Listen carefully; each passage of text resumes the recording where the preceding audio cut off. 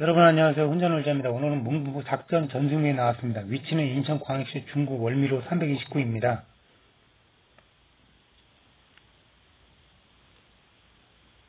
월미공원역 버스 정류장에서 앞으로 가시면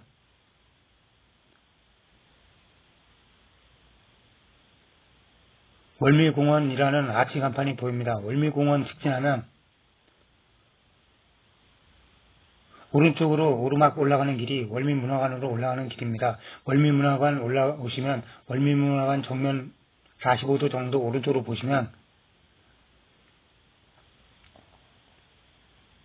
바다로 세계로라는 탑이 보입니다. 대한민국 해군 제2함대 사령부 주둔기념비 뒤에 있습니다.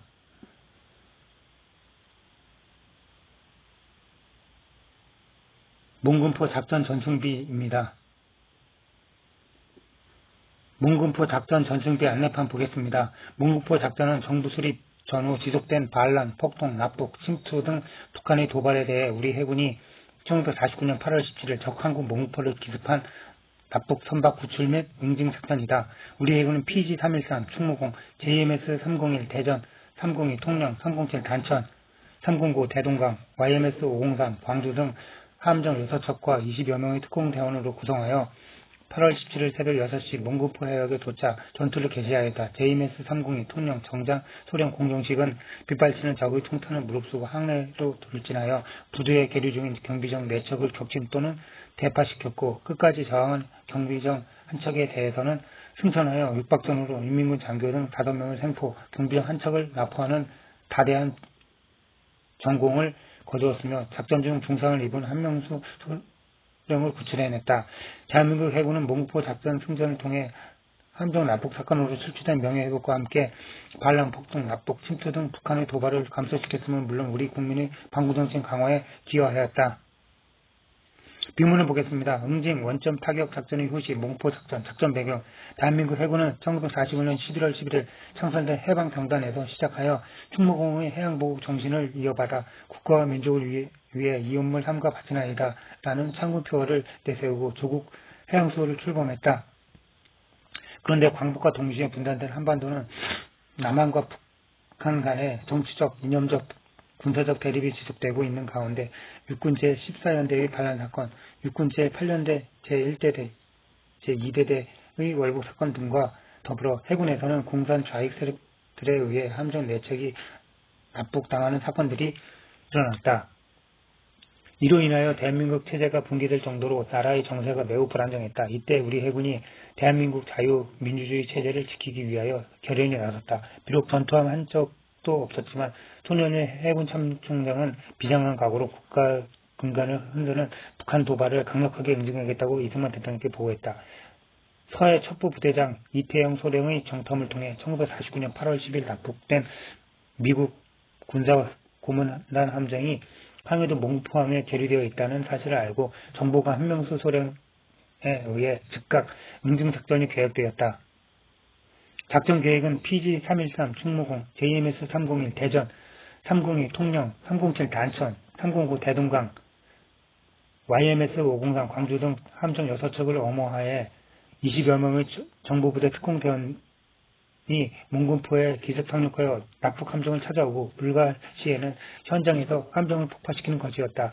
작전 개시일은 이승만 대통령을 모시고 정부 수립 1주년을 기념하기 위해 해군 관함식을 거행하는 1949년 8월 16일로 정했다.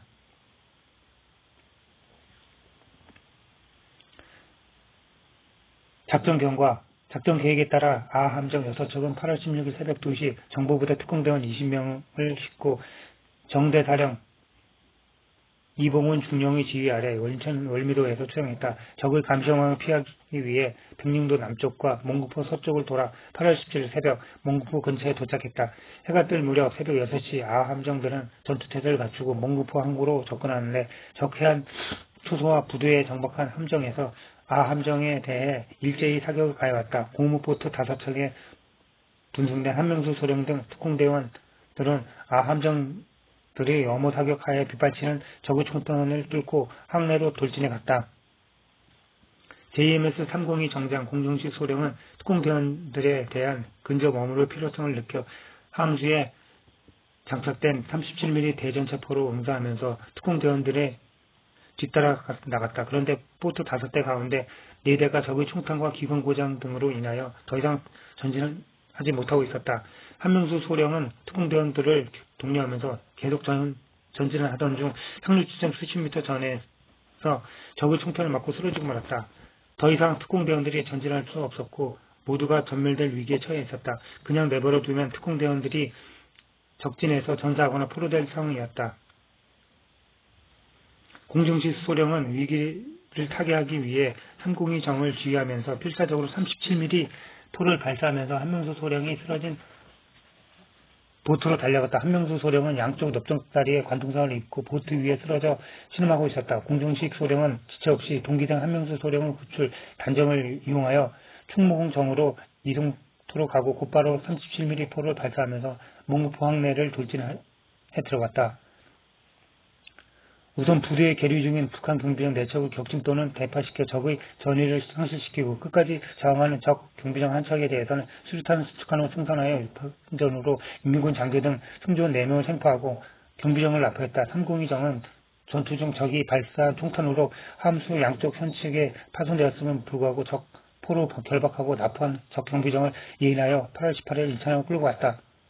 작전 경과 성공적인 몽포 작전을 통해서 대한민국 해군은 함정 납북 사건으로 실추된 명예를 회복할 수 있었고 이승만 대통령으로부터 무한한 신뢰를 갖게 되었다. 가장 큰 성과는 북한 공산 세력의 폭동, 반란, 납북, 침투 등 감소되었음을 물론 우리 국민들의 반공정신과 자유민주주의 체제가 강화될 수 있었다. 이승만 대통령은 속력이 들이고 노후한 서해정 대전과로 거둔 우리 해군의 용맹을 극찬하고 전투한 고입을 위해 해군 장병들과 부인들이 모금한 성금에 정부 보조금 45,000달러를 보태주었다. 이 돈으로 손흥민 제독은 1949년 10월 1일 직접 미국으로 건너가 6.25 전쟁 발발 이전 3인치 포가 장착된 PC 전투함 4척을 구입했다. 이 전투함은 6.25 전쟁 중 대한해협해전, 인천상륙작전, 수많은 작전에서 휘격한 전공을 세워 위기에 처한 대한민국을 구하는 데 크게 기여했다. 아울러 미국은 몽포 작전에서 생포된 포로로부터 북한군 동향에 대한 정보를 수집했음은 물론 한국이 북동 방공전선 전투기지로서 역할을 수행할 수 있다는 믿음을 가지게 되었다. 우리 해군은 북한의 정치적 악용을 우려해 몽구포 작전에 대한 대외적 평가를 미뤄오다가 북한의 6.25 남침이 1990년대 소련 문서를 통해 명확한 사실로 확인됨에 따라 몽구포 작전 평가와 함께 현양 사업을 추진하기 시작했다. 이에 우리 정부는 몽구포 작전 66년 만에 공정시 소령에게 국군 최고훈장인 태극 무궁훈장, 한명수 소령에게 웰친 무궁훈장, 이태양 이종철 소령에게 충무 무궁훈장, 이상길 백운기 남철 소령에게 화랑 무궁훈장을 수여했다. 충무 탄신 470주년과 조국 광복 해군 창설 70주년을 맞아 몽구포 작전 전승기를 세우다. 2015년 9월 10일 해군 참모총장 대장 정호석. 오늘은 몽구포 작전 전승기에 대해 알아봤습니다. 이 영상이 유익하면 구독, 댓글, 좋아요 감사합니다.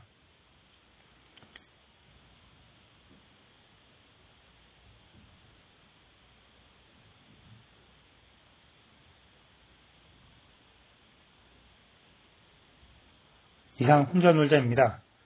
감사합니다.